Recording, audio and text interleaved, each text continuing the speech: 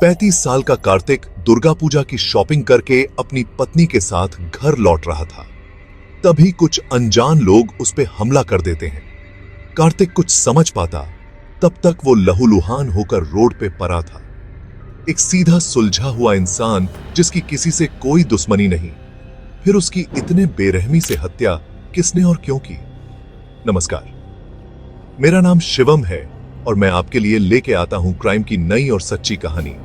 इसलिए हमारे चैनल को सब्सक्राइब कर बेल आइकॉन जरूर प्रेस करें।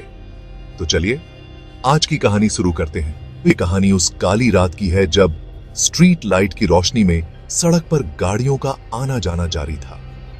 एक सफेद वेगनार कार सामान्य गति से दौड़ रही थी। ड्राइविंग सीट पर कार्तिक केसरी एक 35 वर्षीय व्यक्ति बैठा था और उनकी बगल में उनकी पत्नी प्रीति थी। दोनों ही बेहद खुश थे क्योंकि रांची से दुर्गा पूजा का सामान खरीदकर अपने घर लौट रहे थे, जो खूंटी जिले के पिटोरिया थाना क्षेत्र के विक्टोरिया गांव में था। जैसे ही उनकी कार बाड़ू चौक के पास पहुंची, अचानक दो बाइक सवार युवकों ने उनकी कार को ओवरटेक किया और सामने आकर बाइक तिरछी कर दी। कार्तिक ने तत्काल ब्रेक लगाकर कार को रोका, जिससे बाइक से टक्कर होने से बच गए। करीब 10 मीटर दूर एक सफेद स्कॉर्पियो खड़ी थी। इससे पहले कि कार्तिक कुछ समझ पाते, बाइक सवार युवक उनके पास आ गए और गालियां देते हुए कार से बाहर निकलने के लिए धमकाने लगे। तभी स्कॉर्पियो से भी दो और युवक बाहर निकले, जिनमें से एक के हाथ में 3 फीट लंबा लोहे का रॉड था। स्थिति देखकर कार्तिक समझ गए कि इन लोगों की मंशा ठीक नहीं है और उनकी पत्नी डर गए और किसी मदद की गुहार के लिए चारों ओर देखने लगे, पर चारों ओर सन्नाटा था। कोई भी नजदीक नहीं था। वे चारों बार बार कार्तिक को बाहर निकलने के लिए कह रहे थे, लेकिन कार्तिक ने विरोध किया। अंत में कार्तिक ने दरवाजा खोला और बाहर आ गए। तभी वे चारों हिंसक रूप से उन पर टूट पड़े और लात घूंसे बरसाने लगे। तभी एक युवक ने लोहे के रॉड से उनके सिर के पीछे जोरदार वार किया, जिससे कार्तिक का सिर फट गया। उनकी चीख गूंज उठी और वे जमीन पर गिर पड़े। उनके गिरते ही चारों युवक यह सुनिश्चित करने के बाद कि वह मर चुके हैं, वहां से भाग निकले। प्रीति ने अपनी आंखों के सामने पति की हत्या होते देखी। हमलावरों के जाने के बाद वह रोते हुए बाहर निकली और पति को हिलाने की कोशिश की, लेकिन कार्तिक की सांसें थम चुकी थीं। प्रीति ने तुरंत अपने रिश्तेदारों को सूचना दी और थोड़ी देर में परिवार और पड़ोसी वहां पहुंच गए।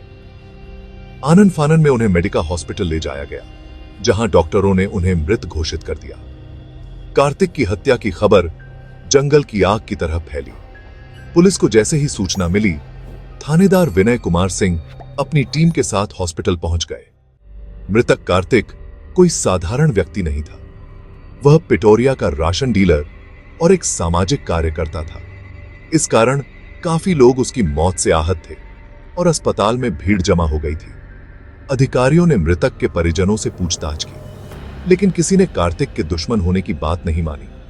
कार्तिक की पत्नी प्रीति ने बताया कि हमलावर 4 से 5 लोग थे, जिन्होंने लाठी, डंडे और लोहे के रॉड से हमला किया और भाग गए। लेकिन जब पुलिस ने घटना की जांच की और सीसीटीवी फुटेज खंगाले, तो कोई भी संदिग्ध वाहन उस इलाके में नजर नहीं आया।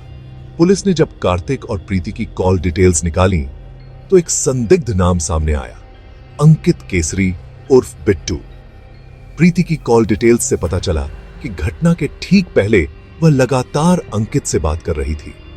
पुलिस की कड़ी पूछताछ में प्रीति ने जो बताया वो आपको ज्यादा आश्चर्य नहीं करेगा। अंकित प्रीति का पुराना प्रेमी था, जिसे उसने शादी के बाद भी नहीं छोड़ा था। अंकित को अपनी प्रेमिका से हरी झंडी मिलने के बाद उसने कार्तिक की हत्या की योजना बनाई। 28 सितंबर 2019 को कार्तिक अपनी पत्नी के कहने पर दुर्गा पूजा का सामान लेने रांची गया।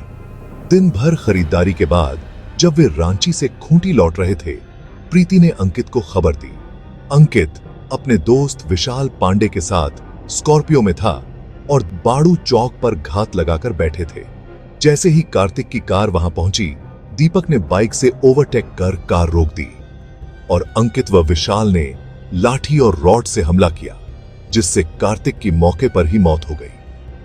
पुलिस ने अंकित के फरार होने के बाद मामले की जांच तेज की और आखिरकार प्रीति ने पुलिस के सामने सारा सच उगल दिया। उसने स्वीकार किया कि उसने ही अपने प्रेमी अंकित के साथ मिलकर अपने पति कार्तिक की हत्या की योजना बनाई थी। अंकित और उसके साथियों ने इस वारदात को अंजाम दिया, लेकिन उनका मकसद लूटपाट नहीं था। यह हत्या प्रीति के प्रेम संबंधों के चलते की गई थी। पुलिस ने अंकित और अन्य आरोपियों के खिलाफ केस दर्ज कर दिया और प्रीति को भी गिरफ्तार कर जेल भेज दिया। दोस्तों, इस कहानी में गलती प्रीति की है जिसने अपने पति की हत्या कराई, या प्रीति के मां बाप की है जो शादी करने से पहले अपनी बेटी की पसंद के खिलाफ विवाह करा दिए? आप अपना राय कमेंट में जरूर बताएं और ऐसे ही क्राइम स्टोरी के लिए वीडियो लाइक कर चैनल सब्सक्राइब कर दें। धन्यवाद।